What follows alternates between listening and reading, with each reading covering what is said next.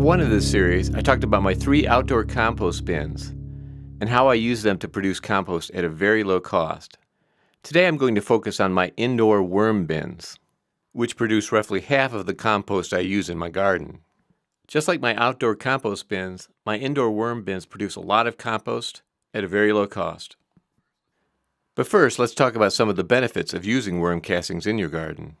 Compared to soil that hasn't passed through a worm castings are 7 times richer in phosphate, 5 times richer in nitrogen, 10 times richer in available potash, 3 times richer in usable magnesium, and 1.5 times richer in calcium.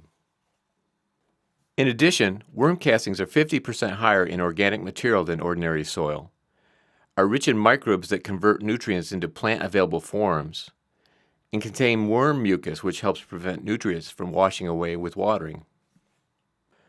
These are all great reasons to use worm castings in your garden. Now let's take a look at one of my worm bins. This bin is a standard setup that you'll see a lot of people using. There are a lot of YouTube videos on how to set these up. It's a Rubbermaid bin with holes drilled in the top and sides to ensure that the worms get enough air, and in the bottom to allow for drainage into the lower bin. I've placed 3 plastic jars in the bottom bin to elevate the top bin so that the top bin is not sitting in the liquid in the bottom bin, which could create an anaerobic environment. We already had a number of these bins for storage purposes, so I didn't have to purchase any new ones, but if you shop around you can find them for about $10. You can add a wide variety of food scraps to your worm bin. You just want to avoid meat, oil, spicy foods like hot peppers, salty foods, and sour foods like lemons. Worms especially like watermelon rinds, mango skins, banana skins, corn on the cob, pumpkins, coffee grounds, and eggshells. Eggshells serve a dual purpose. Crushed eggshells in a worm's gizzard help the worm digest food. In addition, the calcium provided by the eggshells allows worm populations to increase more quickly. Just make sure to thoroughly rinse and crush the eggshells before adding them to the bin. It's important to have a nice bed for the worms to live in. It's also important to have carbon sources in the bed. To meet both of these needs, you can use leaves, shredded newsprint, and torn cardboard egg cartons. When adding these materials to the bin, it's important to remember that you want the overall moisture of the bin to be that of a wrung-out sponge.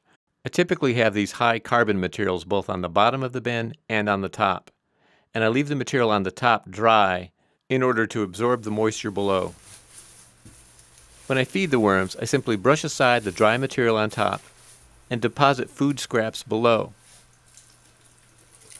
I then cover the food scraps with the dry material on top, which will help keep away unwanted pests like fruit flies. I add food to each bin approximately once per week. The bins are stored in a dark room in the basement that never gets very hot in the summer and is heated in the winter. Now let's get back to the topic of cost. All of the food scraps and other material that are fed to the worms are free. I initially purchased 2,000 red wigglers a few years ago from UncleJim'sWormFarm.com for $29.95. That was 3 or 4 years ago, and worm populations can double every 60 to 90 days. So I now have 6 of these bins fully stocked with red wigglers, a worm inn stocked with red wigglers, an outdoor composting bin with red wigglers, and red wigglers can be found throughout my garden in the garden beds, underneath the wood chips in the garden paths, just about everywhere in the backyard. And all of these red wigglers came from that initial purchase of 2,000 worms for $29.95. So the population of red wigglers has increased dramatically, and they're producing worm castings not only in all of the worm bins, but all over the garden. That's a whole lot of worm castings, especially considering the very reasonable initial investment. Well, that's all for now. Thank you very much for watching. Until next time, remember, you can change the world 1 yard at a time.